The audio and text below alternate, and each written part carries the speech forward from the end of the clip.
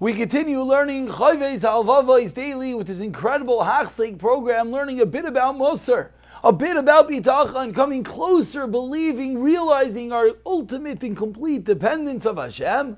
But right now we're in the middle of realizing that not only are we ultimately dependent, not only do we have full belief in Hashem, but the critical ingredient of Ishtadlos, realizing that we're part of this world, you got to be careful, you got to take into consideration any dangers, etc. So we pick up from page 132 in the article Chovos Halevavos. We're in the fourth parak, and continues Rabbeinu B'chai. Just as we said that with regard to life, with regard to death, that one cannot throw himself, as we said, into the shark waters. One cannot run into the middle of a busy traffic, and you have to be careful for life and death. So too, says the Chovos Halevavos, so too we say with regard to the obligation of the Sibos Habriyos, one's health. You got to be careful about your own personal health. V'hamazayin, and your food, v'hamalbush, and your clothing, v'adira, and the place that you live. V'hamidos atavos, and the good midos that you need for a regular basic life. Ulaharchik shegnagdon, and you have to distance yourself from anything that's opposite these entities. Something that could shorten one's life, something that is bad for your health, bad for your clothing, not good for your dwelling or your basic midos. While at the same time, and of course this is the balance that is so difficult, that while pursuing one's health, one's clothing, making sure he has a roof over his head, at the same precise moment he has to be barer emunasai. He has his absolute conviction in HaKadosh Baruch Hu, that that which I am doing, that the healthy food that I'm eating, it's not going to help you at all. Only with the decree of the king. And this is the difficulty of life.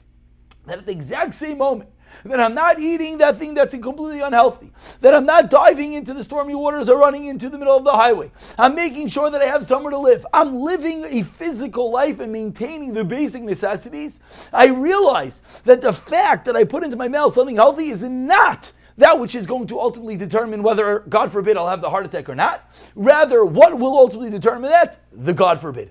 HaKadosh Baruch Hu. That is what ultimately determines everything. Continues the Chovos Halevavos.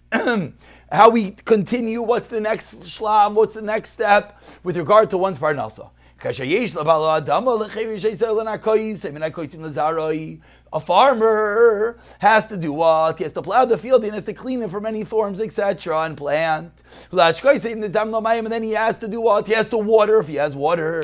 And after he does it all, he plows and he clears the way and he plants the crop and he waters the field. Then what does he ultimately say? He says, oh, Gavaldik, I did everything. Now I'm going to have a crop. Now I'm going to have food. I'm going to have parnasa. No! Then he has bitachon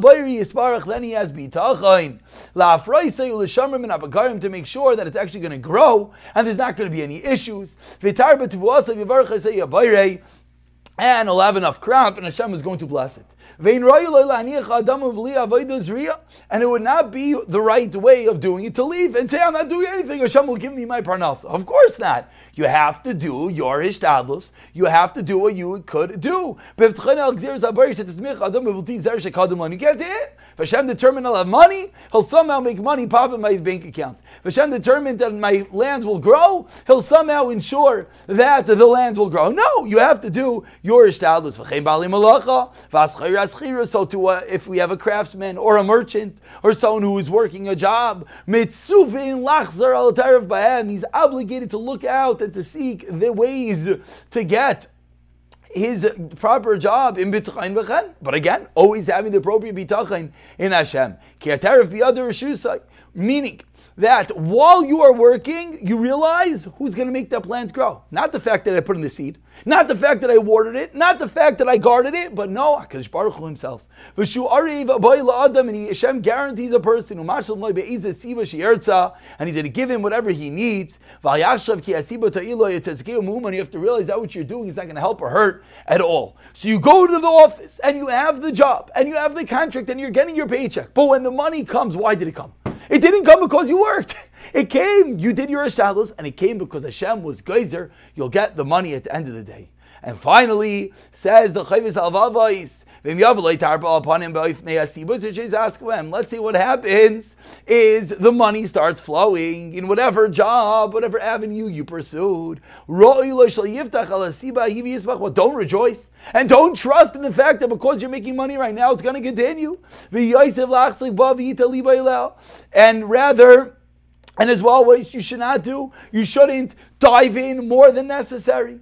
Because if you do that, all of a sudden, what are you saying? I had a good job. I'm doing well. I found a good investment. Okay, I have to do more. I found the right avenue. No, because that means that your bitachon is weakened.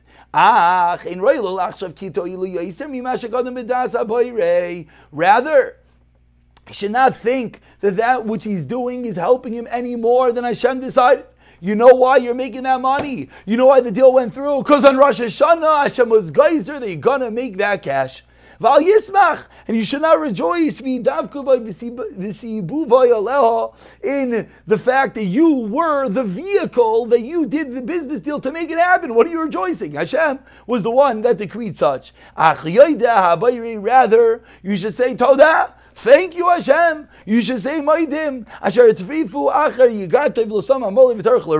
That Hashem allowed, Hashem was geyser. Hashem decreed and allowed you to be that vehicle to get that money. And not that all your hard work should be for naught. When you eat the labor of your hands, you're praiseworthy and all is good with you. And finally, one of the Chasidim said, I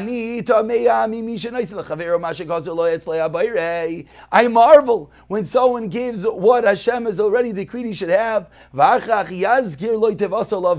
and then he reminds the person afterwards of the favor that he did for him. And he expects him to thank him for him. We know that I even marvel even more. You receive something from someone else, someone gives you your paycheck, and then you humble yourself to the benefactor, and then you're flattering him. What are you doing? He didn't give it to you. It was all al-pi tzivei HaKadosh Baruch Hu. And of course, these are high and lofty levels. Of course, this is difficult to be able to attain in true perfection. But as we always remind ourselves, we sit here and we learn a little bit each and every day. Why? So we slowly get a little bit closer, a little bit more of a realization that it's not us, and rather it's all coming al-pi tzivei HaKadosh Baruch Hu.